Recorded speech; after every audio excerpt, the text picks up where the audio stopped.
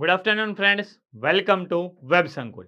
તો દરરોજ બપોરે 2 વાગે આપણે એક મસ્ત મજાની સિરીઝ સાથે મળીએ છીએ અને આ સિરીઝ છે પંચામૃતની. તમે સૌ જાણો છો કે ગૌણ સેવા દ્વારા આખી પરીક્ષા પદ્ધતિ ચેન્જ કરવામાં આવી છે. પહેલી પરીક્ષા સીસીની પરીક્ષા હશે, એટલે કે કમ્બાઇન્ડ કોમ્પિટિટિવ એક્ઝામ. ત્યારબાદ ગ્રુપ એ અને ગ્રુપ બીની અલગ અલગ પરીક્ષાઓ હશે. એ જ પ્રમાણે ચાન્સીસ એવા છે કે કોન્સ્ટેબલ અને પીએસએમાં પણ પદ્ધતિમાં થોડો ઘણો ફેરફાર આવી શકે છે. તો આપણે એ ફેરફાર માટે તૈયાર રહેવાનું છે અને તૈયારી અત્યારથી શરૂ કરવાની છે. એ માટે થઈને આપણે પંચામૃત સિરીઝ લોન્ચ કરી છે, જેની અંદર દરરોજ તમને ગણિત, ગુજરાતી અને ઇંગ્લિશની તો પ્રેક્ટિસ કરવામાં આવશે જ, સાથે સાથે જીએસના 2 સબ્જેક્ટની પ્રેક્ટિસ પણ કરાવવામાં આવશે. ઓકે, સાથે સાથે સરપ્રાઇઝ એલિમેન્ટના ક્વેશ્ચન પણ તમને થોડા થોડા દેખાતા રહેશે. તો એ પ્રમાણે આખી પંચામૃત સિરીઝ ડિઝાઇન કરવામાં આવી છે. દરરોજ બપોરે 2 વાગે આ સિરીઝ તમને લાઈવ મળતી હોય છે, પરંતુ આજે અમુક કારણોસર આ લેક્ચર તમને રેકોર્ડેડ મળી રહ્યું છે. તમારું ભણવાનું અટકવું ના જોઈએ, એટલે આ લેક્ચર લાઈવ નથી થઈ શકે, તો લાસ્ટમાં આપણે રેકોર્ડેડ તો મૂકી જ દઈએ છીએ. લેક્ચરની આપણે શરૂઆત કરીએ છીએ આજના. એના પહેલા જે મિત્રો પ્રારંભ બેચમાં જોડાવા માંગે છે, ચોક્કસથી પ્રારંભ બેચની અંદર જોડાઈ શકે છે. ઓફલાઈન વર્ગો વેબ સંકુલ દ્વારા શરૂ કરવામાં આવ્યા છે. ગ્રુપ એ, ગ્રુપ બી, મેન્સની તૈયારી સાથેના આખા વર્ગો છે, તો ચોક્કસથી તમે આ બેચની અંદર જોડાઈ શકો છો. ક્વેશ્ચન નંબર 1 થી શરૂઆત કરીએ છીએ. તો ગુજરાતમાં 11.4% ભૌગોલિક વિસ્તારમાં જંગલો આવેલા છે. તો પહેલું વિધાન બિલકુલ સાચું છે. ગુજરાતમાં 11.4% ભૌગોલિક વિસ્તારમાં જંગલો આવેલા છે.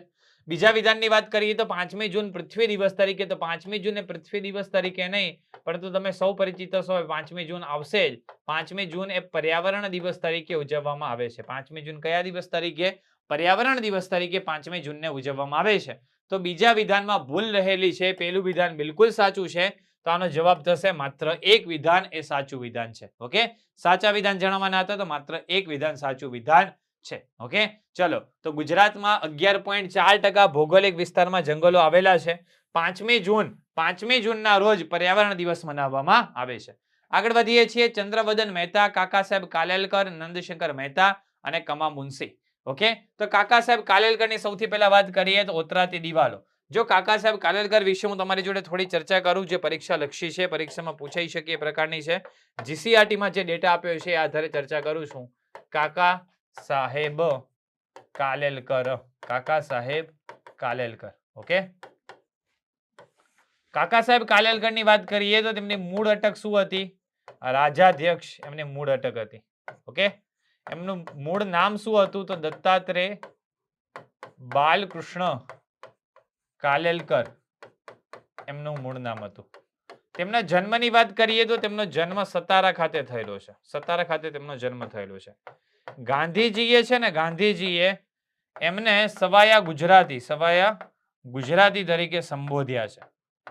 અને આ બે કૃતિની વાત કરીએ કાકા સાહેબ કાલેલકરની, એક છે એમની ઓતરાતી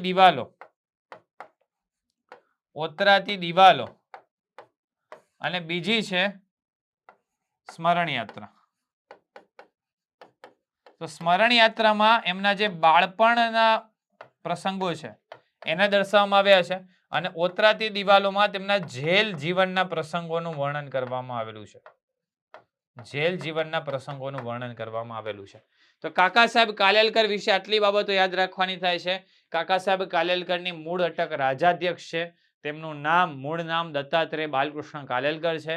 મહાત્મા ગાંધીજીએ કાકા સાહેબ કાલેલકરને સવાયા ગુજરાતી તરીકે સંબોધ્યા હતા. કાકા સાહેબ કાલેલકરની 2 અગત્યની રચનાઓ ઓતરાતી દિવાલો અને સ્મરણ યાત્રા છે. તો 2 રચનાઓ આપણે યાદ રાખીશું.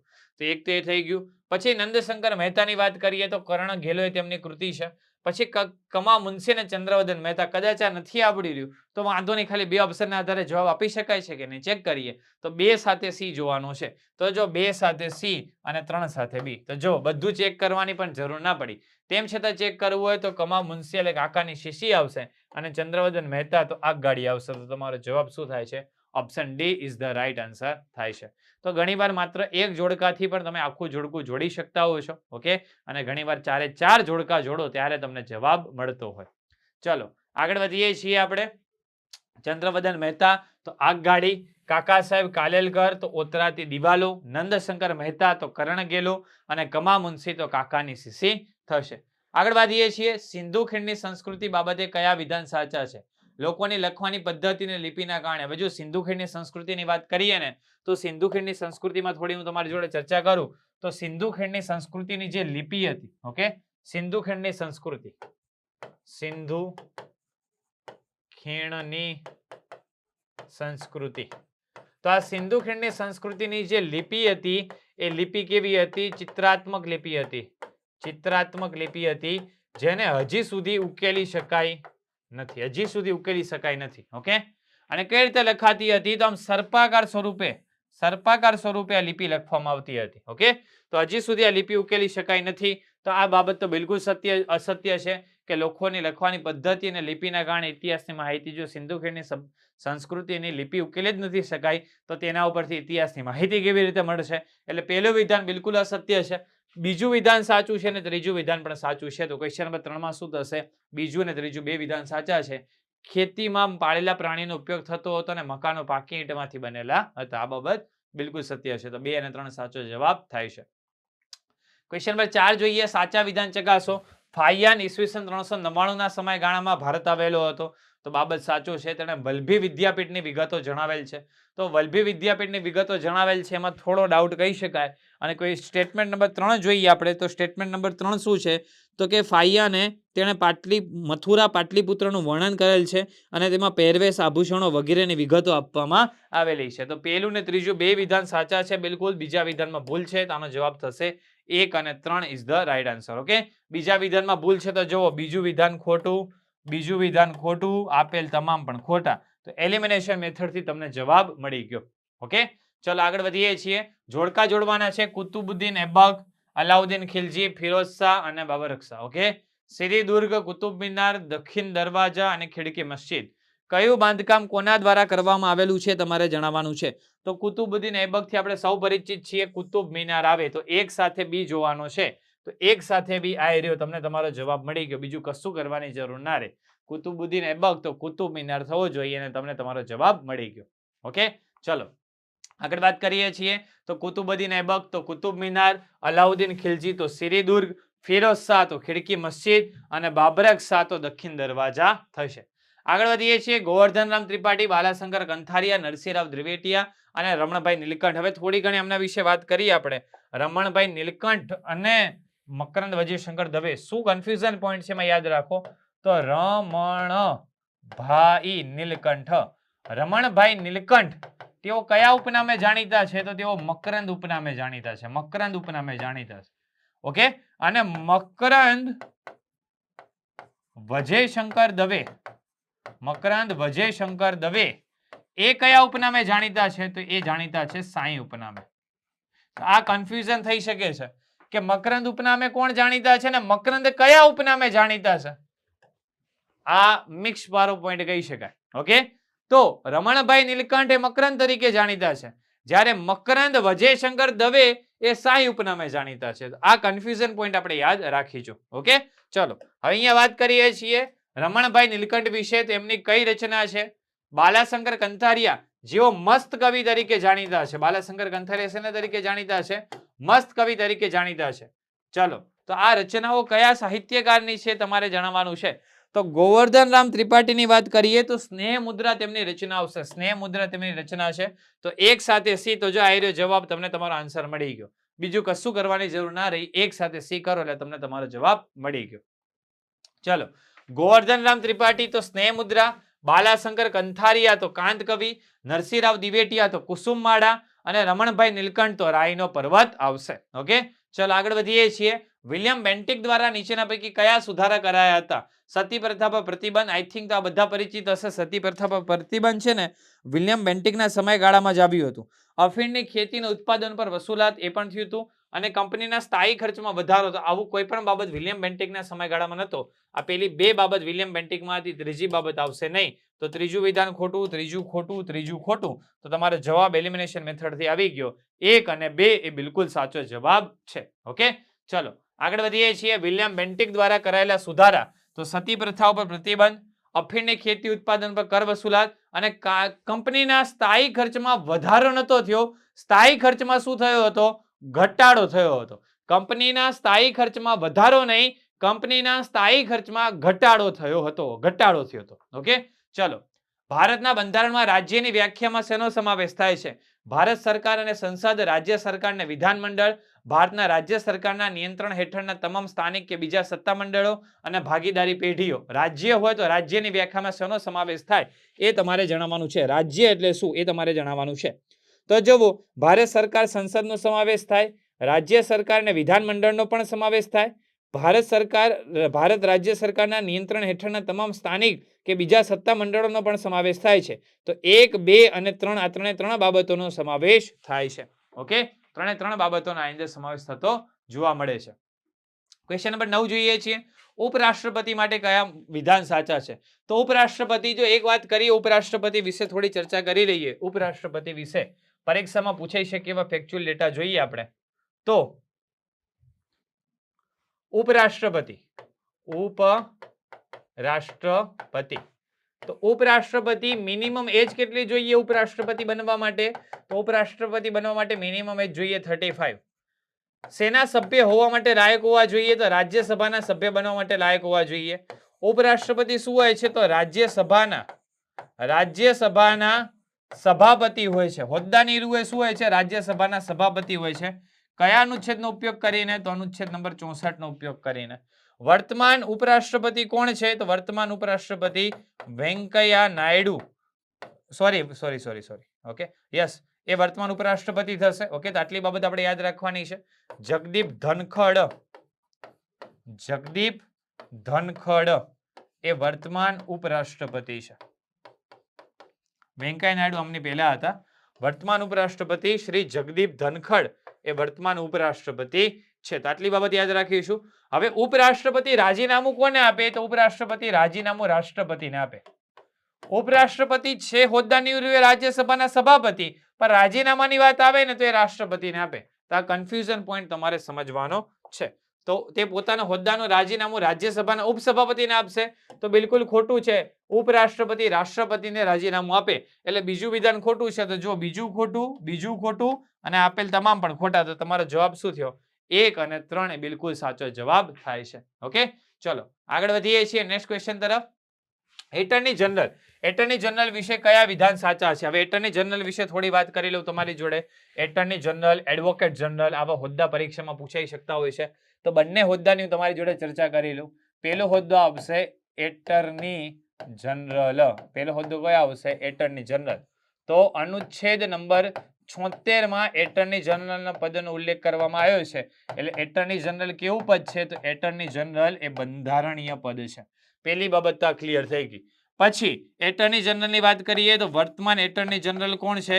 તો આર વેંકટરમણી એ વર્તમાન એટર્ની જનરલ છે. પછી વાત કરીએ એટર્ની જનરલ વિશે આગળ. તો એટર્ની જનરલ અનુચ્છેદ 88. કયો અનુચ્છેદ? અનુચ્છેદ 88 એ લોકસભામાં બેસી શકે, રાજ્યસભામાં પણ બેસી શકે, પરંતુ વોટ આપી શકતા નથી. મત તેઓ આપી શકતા નથી. પછી ક્યાં સુધી હોદ્દા પર રહી શકે? તો રાષ્ટ્રપતિની મરજી સુધી તેઓ પોતાના હોદ્દા ઉપર રહી શકે છે. ઓકે, અને પગાર ભથ્થા પણ કોણ નક્કી કરે છે? તો રાષ્ટ્રપતિ જ પગાર ભથ્થા નક્કી કરે છે. આ એટર્ની જનરલની વાત થઈ. આગળ વાત કરીએ એડવોકેટ જનરલની. એડવોકેટ જનરલ, તો એડવોકેટ જનરલનો ઉલ્લેખ 165 માં છે અને વોટ નહીં આપી શકે 177 હેઠળ. અને ગુજરાત રાજ્યના વર્તમાન એડવોકેટ જનરલ છે કમલ ત્રિવેદી. એ ગુજરાત રાજ્યના વર્તમાન એડવોકેટ જનરલ છે. તો આટલી બાબત આપણે યાદ રાખીશું. ઓકે, ચલો જોઈ લઈએ. તો હોદ્દાની મુદત 5 વર્ષની હોય છે. નિમણૂક રાષ્ટ્રપતિ કરે છે. તો નિમણૂક રાષ્ટ્રપતિ કરે છે વિધાન બિલકુલ સાચું છે. પરંતુ હોદ્દાની મુદત ફિક્સ નથી હોતી. હોદ્દાની મુદત છે ને રાષ્ટ્રપતિ ઈચ્છે ત્યાં સુધી તે પોતાના હોદ્દા ઉપર રહી શકે છે. રાષ્ટ્રપતિ ઈચ્છે ત્યાં સુધી તે પોતાના હોદ્દા ઉપર રહી શકે છે. હોદ્દાની મુદત ફિક્સ હોતી નથી. ઓકે, તો અહીંયા જવાબ થશે માત્ર 2 એ સાચો જવાબ છે. એટર્ની જનરલની નિમણૂક રાષ્ટ્રપતિ કરે છે ને તેમનો કાર્યકાળ નિશ્ચિત હોતો નથી. આગળ વધીએ છીએ. નીચેના પૈકી કઈ કામગીરી રિઝર્વ બેંક ઓફ ઇન્ડિયા દ્વારા કરવામાં આવે છે? રિઝર્વ બેંક ઓફ ઇન્ડિયા દ્વારા કઈ કામગીરી કરવામાં આવે છે તમારે જણાવવાનું છે. તો રિઝર્વ બેંક ઓફ ઇન્ડિયા દ્વારા બેંકોમાં રોકડની તરલતા જાળવવી, બેંકોની નવી શાખાઓ ખોલવાની મંજૂરી અને બેંકોની કામગીરી બંધ કરવાની સૂચના. તો તમામ બાબતો કોના દ્વારા કરવામાં આવે છે? રિઝર્વ બેંક ઓફ ઇન્ડિયા દ્વારા કરવામાં આવે છે. તો આપેલ તમામ બાબતો આવશે. આગળ વધીએ છીએ. બેંક રેટ, જો અમુક ટર્મ્સ એવા છે ઇકોનોમી સાથે સંકળાયેલા, જેવા કે bank rate, repo rate, reverse repo rate, cache reserve ratio, આ ટર્મ્સ તમને આવડવા જોઈએ. ઓકે, આ શબ્દની વ્યાખ્યાઓ તમને ખ્યાલ હોવી જોઈએ. સરકારી જામીનગીરીને તારણમાં લઈને આરબીઆઈ અન્ય બેંકોને લાંબા ગાળાનું ધિરાણ આપે છે, એ બેંક રેટ છે. બેંક રેટના ફેરફારના કારણે અન્ય બેંકો ધિરાણ અને રોકાણના દરોમાં ફેરફાર કરે છે. તો બેંક રેટ સાથે કયું વિધાન સાચું છે તમારે જણાવવાનું છે ક્વેશ્ચન નંબર 12 ની અંદર.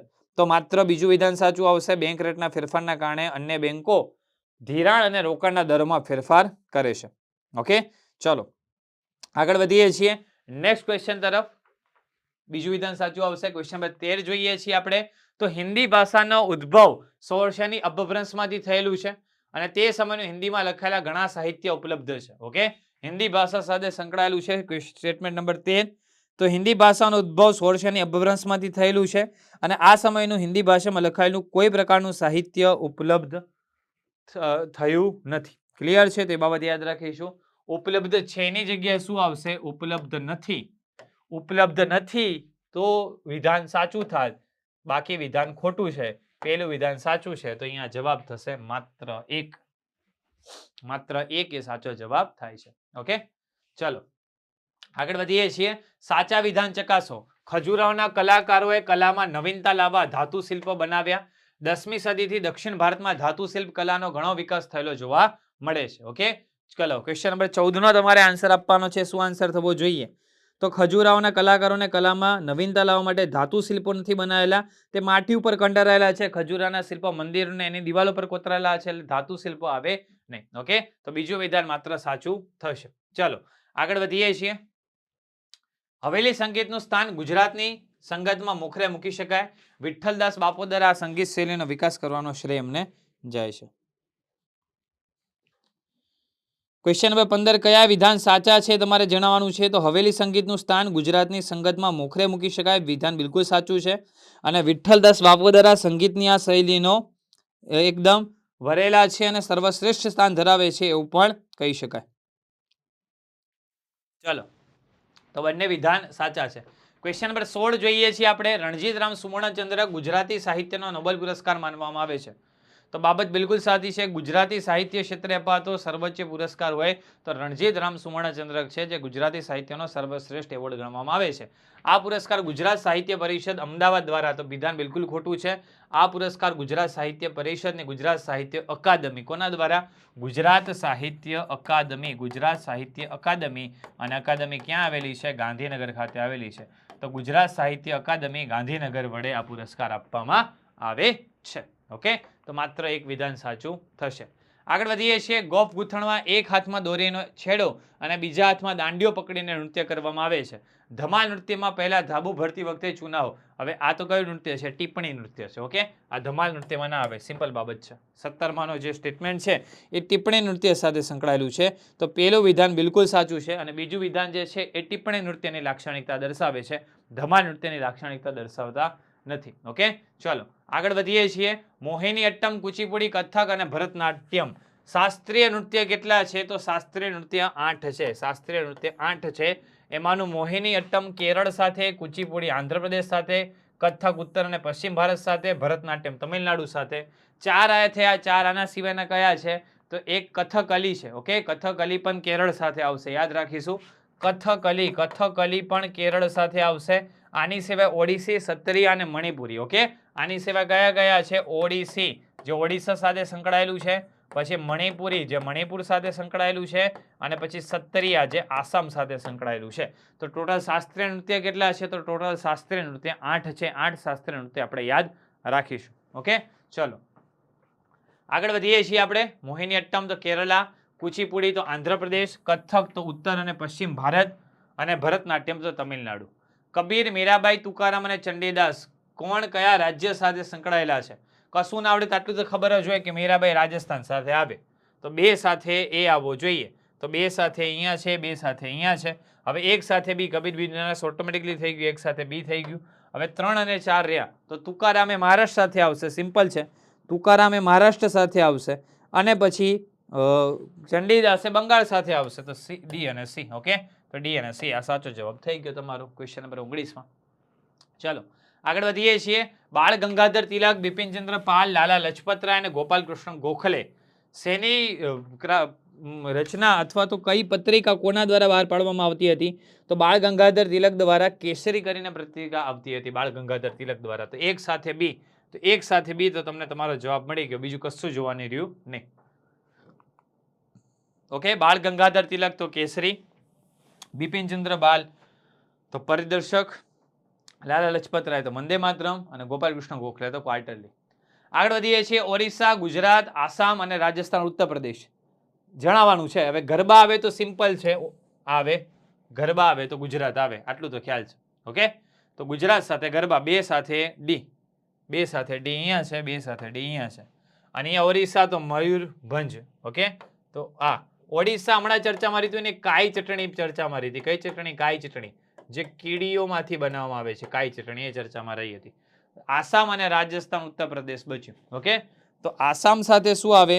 તો કે આસામ સાથે આવે સતરા નૃત્ય. ઓકે, અને રાજસ્થાન ઉત્તર પ્રદેશ સાથે આવે નૃત્ય. ઓકે, તો આ પ્રમાણે જોડકું થશે.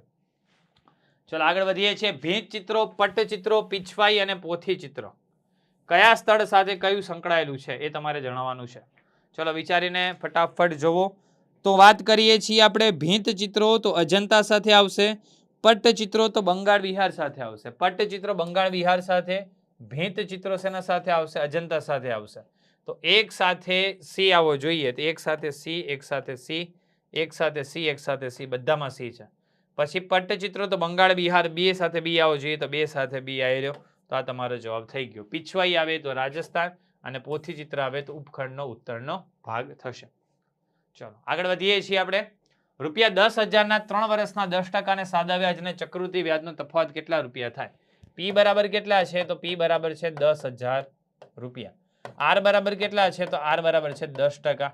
હવે જો 2 વર્ષનો તફાવત પૂછ્યો હોય ને, 2 વર્ષનો તફાવત, તો એનું સૂત્ર શું થાય? 2 વર્ષનો તફાવત બરાબર પી આર છેદમાં 100 નો સ્ક્વેર. ઓકે, આ એનું સૂત્ર થાય. ઓકે, 2 વર્ષ માટે પૂછ્યું હોય તો. 3 વર્ષ માટે પૂછ્યું છે તો શું થાય? તો P R square 300 plus R છેદમાં 100 નો સ્ક્વેર, 100 નો ક્યુબ, આ એનું સૂત્ર થાય. ઓકે, તો આ સૂત્ર વડે તમારે ગણતરી કરવી પડે. તો 10,000 મૂકવાનું, આર બરાબર 10 મૂકવાનું, અને તમે તમારી ગણતરી કરશો તો તમને આ તમારો જવાબ મળી જશે. ₹310 એનો તફાવત થતો જોવા મળે છે. 2 વર્ષ હોય, 3 વર્ષ હોય તો યાદ રાખવાનું થાય. હવે શું કહે છે? 2 વર્ષનો તફાવત કેટલો છે? 2 વર્ષનો તફાવત ₹96 છે. 2 વર્ષનો તફાવતનું સૂત્ર શું છે? પી આરના છેદમાં 100 નો સ્ક્વેર બરાબર તફાવત.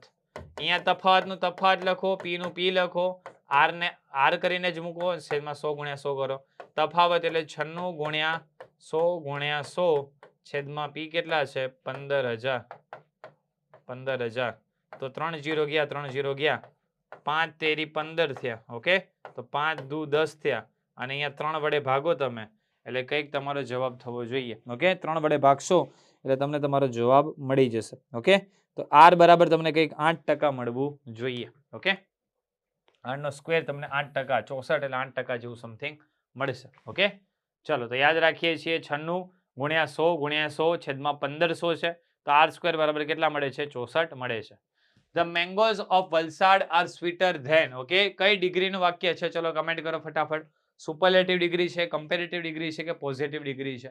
હવે અહીંયા કમ્પેરિઝન કરવામાં આવ્યું છે એક પ્રકારે વલસાડ ની કેરીઓ. Okay, the mangoes of Valsad are sweeter than. Gir સાથે કમ્પેરિઝન કર્યું છે, કેમ કે તમે અહીંયા ઓપ્શનમાં જોઈ શકો છો ગીર ગીર ગીર ગીર ગીર. તો કે વલસાડની કેરીઓ ગીર કરતા વધારે સ્વાદમાં સારી હોય છે, એવું કંઈક કહેવા માંગે છે. ઓકે, તો બેટર સ્વીટર ધેન કીધું છે, તો ધોઝ ઓફ ગીર એનો રાઈટ આન્સર થશે. ઓકે, ચલો પછી અગેન નેક્સ્ટ ક્વેશ્ચન છે. અહીંયા પણ કમ્પેરિઝન છે. The pen is dash the sword. Pen અને સ્વોર્ડ આ બે વચ્ચે કમ્પેરિઝન કરવામાં આવ્યું છે ક્વેશ્ચન નંબર 26 માં. તો આનો આન્સર શું થશે? તો આનો આન્સર રાઈટ થશે માઇટિયર ધેન. ઓકે, ચલો આગળ વધીએ છીએ ક્વેશ્ચન નંબર 27 તરફ. ઝેર ગયા ને વેર ગયા, વળી કાળો કેર ગયા કરનારા કયો છંદ છે? હવે તમે અહીંયા જોઈ શકો છો મોસ્ટ ઓફ છંદના એક્ઝામ્પલ છે ને માત્રામેળ છંદમાં આપેલા છે, તો પછી તમારે માત્રા ગણવી પડશે. આ છંદની તમારે શું કરવી પડશે? માત્રા ગણવી પડશે ક્વેશ્ચન નંબર 27 ની અંદર. માત્રા ગણીને તમે આન્સર મેળવી શકશો. તો સવૈયા છંદ આનું એક્ઝામ્પલ થાય છે અને તમે એની માત્રા જોઈ શકો છો. 31 કે 32 માત્રા થશે. 16મી ને 21મી માત્રા યતિ છે અને આ પ્રમાણેની માત્રા ગણાય છે. આગળ વધીએ છીએ. કહે દલપત રામ રાજા અધિરાજ સુણો રૂડી ગુજરાતી વાણી રાણીનો વકીલ છું. અગેન અહીંયા કયા છંદના એક્ઝામ્પલ આપેલા છે? મોસ્ટ ઓફ એક્ઝામ્પલ આપેલા છે માત્રામેળ છંદના. ઓકે, માત્રામેળ છંદના એક્ઝામ્પલ આપેલા છે. સાથે સાથે અક્ષરમેળ છંદના પણ એક બે એક્ઝામ્પલ છે. તો અક્ષર ગણીને પણ જવાબ મેળવી શકો, અથવા એનાથી જો જવાબ ના થઈ રહ્યું હોય તો માત્રા મેળવીને જવાબ મેળવી શકો છો. તો અહીંયા મનહર છંદ સાચો જવાબ થાય છે. મનહર છંદ અક્ષર 31, 16 + 15, ચરણના છેડે ગુરુ અને 8, 16 ને 24 અક્ષરે યતિ. અને આ પ્રમાણે તમે સોલ્યુશન કરશો તો 16 અને 15 માત્રા મળી જશે. ભારત માટે સાચા વિધાનો ચકાસો. તેનું સ્થાન ઉત્તર ગોળાર્ધમાં 8 ડિગ્રીથી 37 ડિગ્રી ઉત્તર અક્ષાંશો વચ્ચે આવેલ છે અને દેશના મધ્યમાંથી મકર વૃત્ત પસાર થાય છે. હવે દેશના મધ્યમાંથી પસાર થવાની વાત થાય ને તો મકર વૃત્ત ના હોય, એ કર્કવૃત્ત હોય. કઈ વૃત્ત હોય? કર્કવૃત્ત હોય. દેશના મધ્યમાંથી કઈ વૃત્ત પસાર થતી હોય? કર્કવૃત્ત પસાર થતી હોય. એટલે બીજું વિધાન ખોટું છે, પહેલું વિધાન બિલકુલ સાચું છે. તો માત્ર એક જવાબ થાય છે. ચાલો, સ્વામી દયાનંદ સરસ્વતીનો જન્મ મોરબી પાસેના ટંકારા ખાતે થયેલો હતો. તેઓએ વેદો તરફ પાછા વળવાનો બોધ આપ્યો હતો. તેમણે થિયોસોફિકલ સોસાયટીની સ્થાપના કરી હતી. આ થિયોસોફિકલ સોસાયટીની વાત કરીએ ને તો એનું મુખ્ય મથક અડિયાર છે. મુખ્ય મથક કયું છે? અડિયાર એ તેનું મુખ્ય મથક છે. ઓકે, ચલો તો ક્વેશ્ચન નંબર 30 ની વાત કરીએ છીએ. તો થિયોસોફિકલ સોસાયટી સાથે તેમને કોઈ લેવા દેવા નથી. તેમને લેવા દેવા શેની સાથે છે? આર્ય સમાજ સાથે તેમને લેવા દેવા છે. આર્ય સમાજ સાથે તેમને લેવા દેવા આવશે. ઓકે, ચાલો તો ત્રીજું વિધાન ખોટું છે. પેલા બે વિધાન સાચા છે, તો 1 અને 2 સાચો જવાબ થશે. ઓકે, બે વિધાન સાચા છે. ત્રીજા વિધાનમાં શું આવશે? થિયોસોફિકલ સોસાયટીની જગ્યાએ કયું આવશે? આર્ય સમાજ થશે. ઓકે, ચલો તો અહીંયા 30 ક્વેશ્ચન કમ્પ્લીટ થાય છે. આપણા લાઈવ લેક્ચર નતા લઈ શક્યા, પરંતુ રેકોર્ડેડ સ્વરૂપે તમને લેક્ચર મળી ચૂક્યું છે. આઈ હોપ કે તમને મજા આવી હશે. બાકી સમયાંતરે આપણે લાઈવ મળતા જ રહીશું. સોમવારે એક નવા લેક્ચર સાથે મળીશું, નવા ક્વેશ્ચન સાથે મળીશું. તો ચોક્કસથી લાઈવ આવજો. અને જો તમે ઓફલાઈન બેચમાં જોડાઈને શિક્ષણ મેળવવા માંગો છો, જીપીએસસીનું શિક્ષણ મેળવવા માંગો છો, તો 7 જૂનથી આપણે ઓફલાઈન બેચ શરૂ થઈ રહી છે. એની અંદર ચોક્કસથી એડમિશન તમે મેળવી શકો છો. બાકી આ પ્રકારના લેક્ચર સાથે મળતા રહીશું. ત્યાં સુધી સૌ મિત્રોને જય હિન્દ, જય ભારત.